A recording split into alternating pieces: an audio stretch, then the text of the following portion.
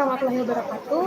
Selamat pagi kepada Bapak Muhammad Iqbal selaku dosen pengampu mata kuliah Manajemen Sumber Daya Manusia. Kami dari kelompok 5 akan mempresentasikan hasil analisis kami pada perusahaan PT Tunas Dwi Pamatra.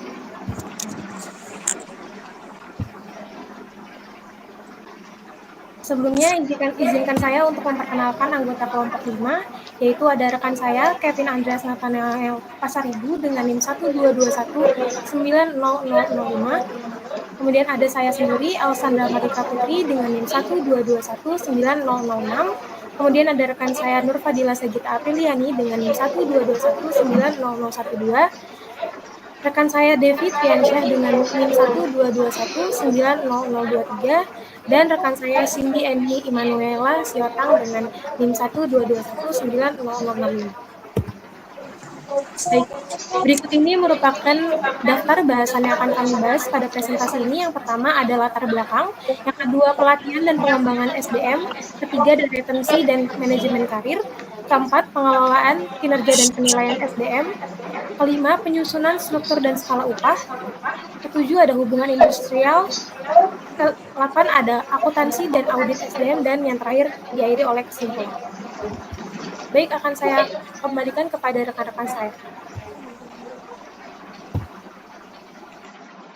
Baik, selanjutnya ada terkait dengan profil perusahaan dari PT Tunas Dwi Pamatra sendiri, yaitu PT Tunas Dwi Pamatra merupakan distributor utama sepeda motor Honda di Provinsi Lampung sejak 23 Januari 1978 dan tergabung dalam grup PT Tunas Ridean Tbk.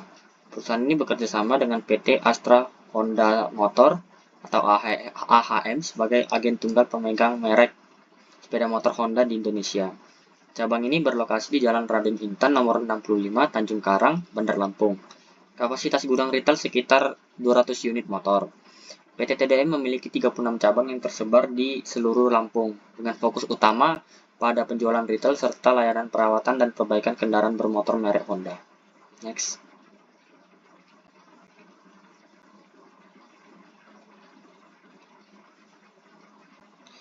Adapun jumlah tenaga kerja dari perusahaan ini yaitu yang terdiri dari 4 divisi yang terdiri dari divisi sales, divisi administrasi, CRM, dan divisi bengkel. PT TDM sendiri itu memiliki jumlah sebanyak 50 pekerja yang terbagi ke dalam subdivisi, yaitu yang pertama sales counter sebanyak 6 pekerja, sales operation sebanyak 20 pekerja, team leader sebanyak 4 pekerja, salesman sebanyak 19 pekerja, dan leader sales dari divisi itu yaitu 1 pekerja. Next.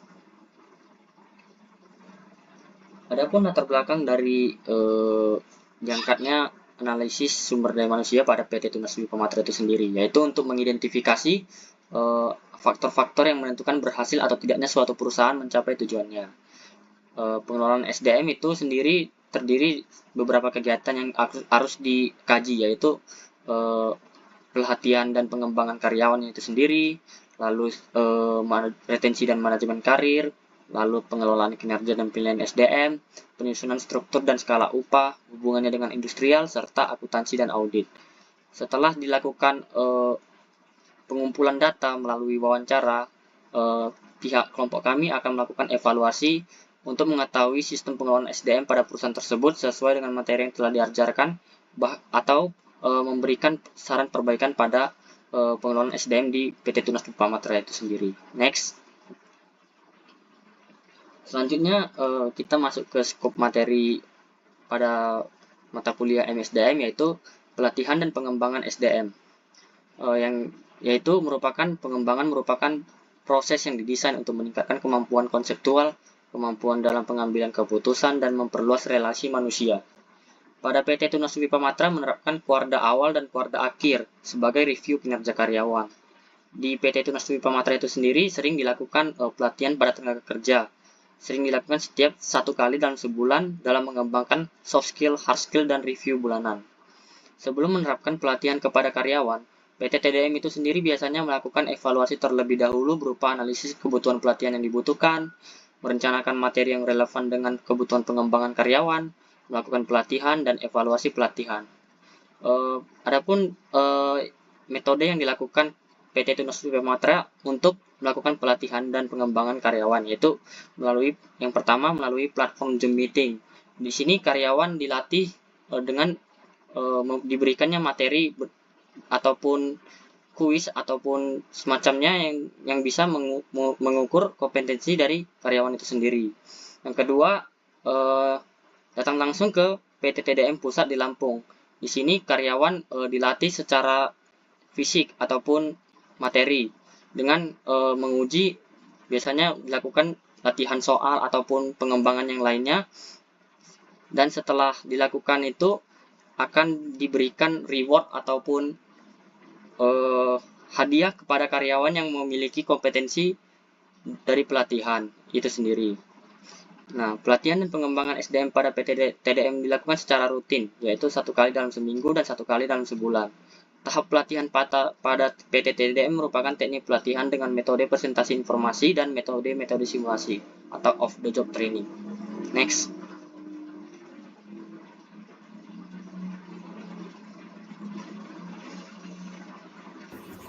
Baik, skop selanjutnya merupakan pengelolaan kinerja dan penilaian SDM. Pembahasan pertama yaitu sistem penilaian kinerja. PT Tunas Dwi Pamatra atau TDM melakukan penilaian kinerja sesuai dengan divisi dan sesuai target pada divisi masing-masing. Seperti sales itu targetnya penjualan harian, kemudian untuk administrasi pengelolaan berkas, dan untuk divisi bengkel itu dengan jumlah kendaraan yang ditangani, dan kemudian ada divisi SCM itu dengan banyaknya akurasi data per hari.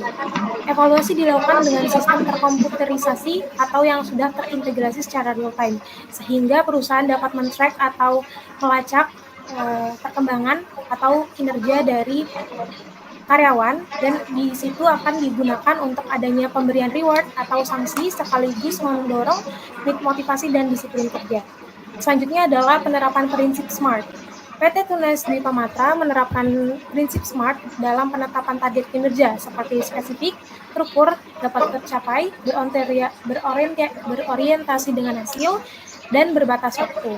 Pendekatan ini juga memastikan target yang jelas, realistis, dan terarah sehingga mendukung peningkatan produktivitas, transparansi, dan akuntabilitas kinerja karyawan. Target yang diberikan oleh PT TDM ini sudah sesuai dengan prinsip SMART. Selanjutnya adalah metode penilaian kinerja. PT TDM sendiri menggunakan penilaian berbentuk rating dan ranking, di mana rating itu digunakan berdasarkan pencapaian indikator kinerja setiap divisinya, kemudian diakumulasikan berbentuk skor total yang akan menentukan ranking karyawan.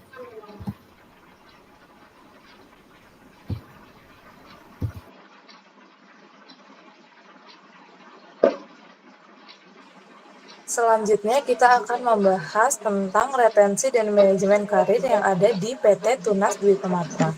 Jadi, retensi sendiri itu berarti proses penting untuk menjaga karyawan agar tetap bertahan dalam perusahaan.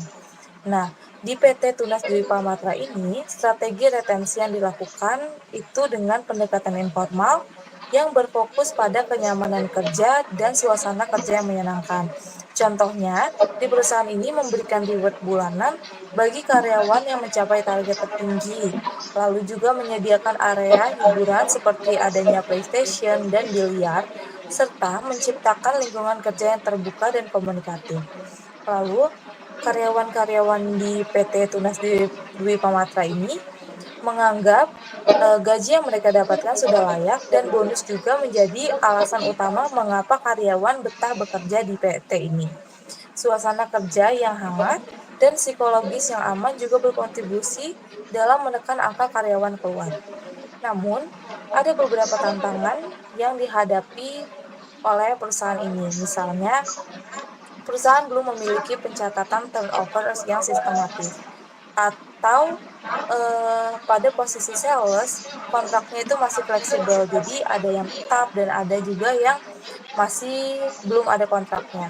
Selain itu, belum ada evaluasi formal seperti survei kepuasan, sehingga pemahaman terhadap kebutuhan karyawan masih bersifat asumsi. Nah, hal-hal yang menjadi tantangan ini berpotensi menjadi kelemahan jika tidak segera ditangani, apalagi untuk menghadapi tantangan retensi dalam jangka panjang. Selanjutnya,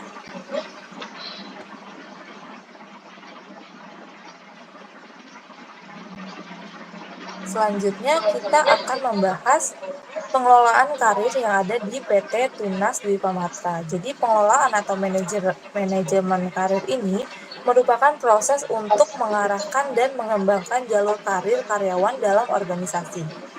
Di PT Tunas Dwi Pamatra sendiri, sistem pengelolaan karirnya masih belum berjalan dengan terstruktur. Jadi kondisinya seperti itu. Jadi belum ada jalur karir yang cukup jelas dari satu posisi ke posisi yang lebih tinggi. Promosi maupun rotasi jabatan belum dilaksanakan secara konsisten. Saat ini, pengembangan karyawan masih bersifat reaktif, artinya dilakukan ketika dibutuhkan saja, bukan berdasarkan perencanaan jangka panjang. Akibatnya, potensi dan kompetensi karyawan belum dimaksimalkan. Karyawan yang ingin berkembang bisa saja merasa stagnan atau mereka tidak melihat arah karir yang jelas. Hal ini juga bisa menjadi celah bagi perusahaan pesaing untuk merekrut karyawan yang potensial. Maka dari itu, penting bagi perusahaan untuk mulai merancang sistem pengembangan karir yang lebih terencana agar bisa menjaga dan memaksimalkan sumber daya manusia yang dimiliki oleh perusahaan. Selanjutnya,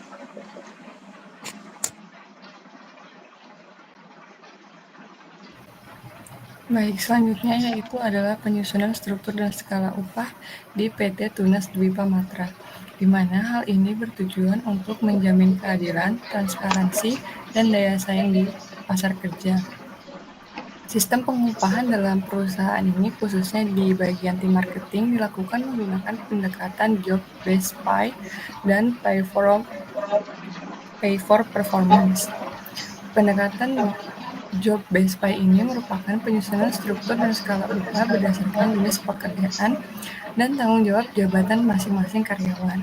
Sedangkan pendekatan pay from performance merupakan penyusunan struktur dan skala upah berdasarkan pencapaian kerja atau target yang telah dicapai oleh masing-masing karyawan. Nah, kondisi di PT Tunas Dwi Pamatra sendiri itu minimumnya diterapkan menyesuaikan dengan besar upah minimum di Kota Bandar Lampung, yaitu sekitar 3,3 juta itu untuk tim leader. Dan untuk gaji kepala cabang itu mencapai 2 digit, namun tidak diketahui angka pastinya. Kemudian penentuan upah itu berdasarkan job desk, pencapaian kerja, skala prioritas, jabatan, maupun target penjualan. Kemudian bonus dan intensif ini dilakukan menyesuaikan terhadap dinamika ekonomi, di mana karyawan akan mendapatkan bonus dan intensif lebih besar ketika pencapaiannya ataupun melebihi target penjualan yang telah ditentukan. Dan begitupun dengan sebaliknya, bonus dan intensif akan lebih kecil ketika target penjualan lebih kecil atau tidak mencapai target penjualan. Dan hal ini tidak mempengaruhi gaji pokok. Kemudian, selanjutnya, ada tantangan, di mana tantangan dalam penyusunan struktur dan skala upah di PT Tunas Dwi Pamatra ini ada menjaga keadilan di tengah fluktuasi target yang di setiap harinya itu akan berubah-ubah dan menyusun sistem insentif yang sehat. Kemudian ada manfaat, di mana manfaat ini meningkatkan motivasi, loyalitas, dan kejelasan karir bagi para karyawan dan menurunkan turnover dan memperkuat budaya kerja di lingkungan kerja. Dan yang terakhir ada harapan karyawan di penyusunan struktur dan skala upah ini, yaitu transparansi lebih tinggi dan perhatian pada kesejahteraan yang lebih diperluas kembali.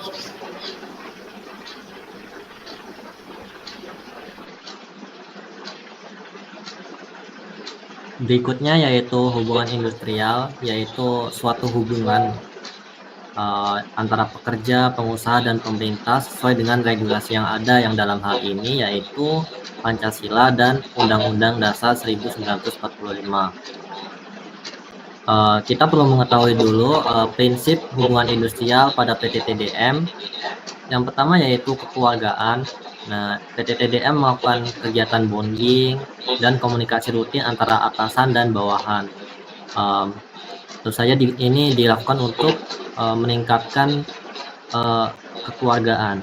Kemudian untuk peningkatan produktivitas bisa melalui fleksibilitas jam kerja ataupun pemberian saran oleh atasan ke bawahannya, semisalnya target tidak tercapai dan masalah-masalah yang lainnya. Kemudian untuk kepentingan bersama, seperti yang kita ketahui, setiap pihak pasti mempunyai kepentingannya masing-masing. Nah, ini diharapkan tercapainya kepentingan bersama untuk pengusaha maupun pekerja. Dan untuk kesejahteraan dari segi pengusahanya, tentu saja berharap mendapatkan profit dari penjualan, sedangkan untuk pekerjanya mendapatkan upah sesuai dengan kinerja yang telah dilakukan. Dan untuk kemitraan yang menguntungkan, perusahaan berusaha ingin tercapainya target penjualan dan dari karyawannya tentu saja ingin kenaikan jabatan. Dan untuk ketenangan dan ketentraman bekerja ditandai dengan pemberian fasilitas berupa ruangan kerja maupun ruangan istirahat. Dan untuk hubungan fungsional ditandai dengan job description yang realistis sesuai dengan lingkungan kerja. Dan yang terakhir yaitu nilai Pancasila dan Undang-Undang Dasar. Perusahaan berusaha untuk melaksanakan sesuai dengan regulasi yang ada, yaitu perundang-undangan yang berlaku. Berikutnya yaitu poin-poin penting. Yang pertama, PT TDM ini memberikan kesempatan kerja yang sama kepada masyarakat luas. Harapannya perusahaan ini juga mendapatkan karyawan yang potensial. Kemudian karyawan dinilai berdasarkan kinerja yang yaitu berupa target penjualan yang biasa diukur per hari. Untuk ada juga divisi-divisi yang tidak berdasarkan target penjualan. Kemudian terdapat juga kunjungan rutin dari pemerintah setempat, baik untuk pengawasan ataupun untuk pengadaan kerjasama. Dan untuk perusahaan melindungi karyawan secara fisik maupun mental. Secara fisik ini ditandai dengan pengadaan security, sedangkan mental ini diadakannya forum diskusi untuk mendiskusikan masalah yang terdapat pada departemen. Yang untuk hari kerjanya bekerja dari hari Senin sampai Jumat dengan durasi 8 jam, yang berarti terdapat hari libur 2 jam dengan cutinya mengikuti hari merah dan cuti bersama. Ini ada perjanjian kerjanya berupa waktu tidak tentu sehingga karyawan itu diberikan kebebasan untuk mengundurkan diri ataupun menetap dengan masa percobaan 2 bulan yang akan mendapatkan pelatihan dan pengembangan. Pekerja pada PT TDM ini sejauh ini tidak terdapat pekerja asing ataupun pekerja disabilitas. Kemudian untuk perselisihan diselesaikan dengan mediasi, yang apabila mediasi ini tidak membuahkan hasil, maka akan diberikan surat peringatan dengan konsekuensi lebih lanjut, surat peringatan bertingkat ataupun mutasi. Kemudian sejauh ini dalam 5 tahun terakhir tidak adanya mogok kerja ataupun masalah yang berarti. Untuk tantangannya dalam hubungan industrial PT TDM ini tentu saja bagaimana caranya menjaga hubungan yang harmonis antara pengusaha, karyawan maupun pemerintah.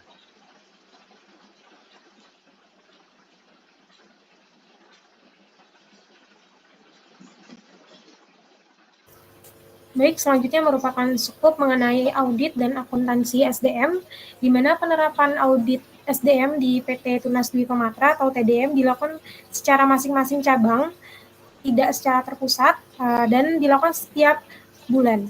Dan audit ini bertujuan untuk menilai kondisi operasional SDM tingkat cabang pada PT TDM khususnya dalam hal kesehatan retail yang merupakan indikator utama yang akan diperiksa ketika audit, di mana hasil tersebut ingin menunjukkan apakah aktivitas retail tersebut itu sehat atau perlu perbaikan.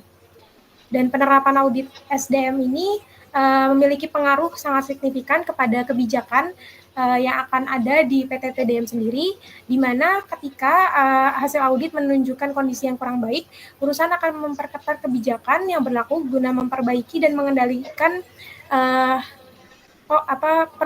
performansi dari PT TDM sendiri.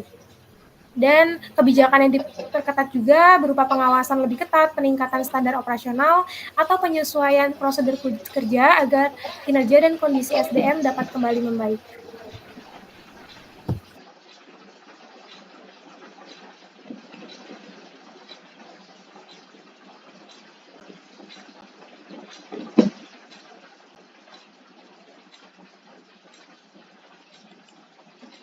Selanjutnya ada kesimpulan dari hasil wawancara kami, yaitu pertama, PT Tunas Dwi Pamatra menerapkan pelatihan rutin berbasis evaluasi kebutuhan yang fokus pada pengembangan keterampilan teknis dan non-teknis. Pelatihan dilaksanakan secara hybrid, yaitu online dan secara langsung dengan hasil mendorong peningkatan kinerja karyawan. Yang kedua, strategi retensi didukung oleh suasana kerja yang nyaman dan insentif berbasis performa. Namun kurangnya dokumentasi sistematis pada data turnover karyawan dan jalur karir formal memerlukan perhatian lebih untuk memastikan pengelolaan yang lebih terarah dan transparan. Yang ketiga, penilaian kinerja di perusahaan menggunakan prinsip SMART yang memberikan kerangka kerja terstruktur dan objektif. Kombinasi metode rating dan ranking telah mendukung proses evaluasi yang adil dan mendorong motivasi kerja. Yang keempat, sistem pengupahan berbasis job-based pay and pay for performance mencerminkan keadilan dan daya saing perusahaan. Meski begitu, fluktuasi target penjualan menghadirkan tantangan dalam menciptakan sistem yang sepenuhnya adil. Yang kelima, prinsip hubungan industrial berbasis Pancasila berhasil menciptakan suasana kerja yang harmonis. Tidak adanya kasus mogok kerja dalam 5 tahun terakhir menjadi indikator keberhasilan perusahaan dalam menjaga hubungan industrial yang kondusif. Yang keenam, proses audit SDM rutin memberikan informasi objektif yang menjadi dasar evaluasi dan pengambilan keputusan strategis. Audit mendukung perbaikan berkelanjutan yang berdampak positif pada kualitas kinerja dan produktivitas perusahaan.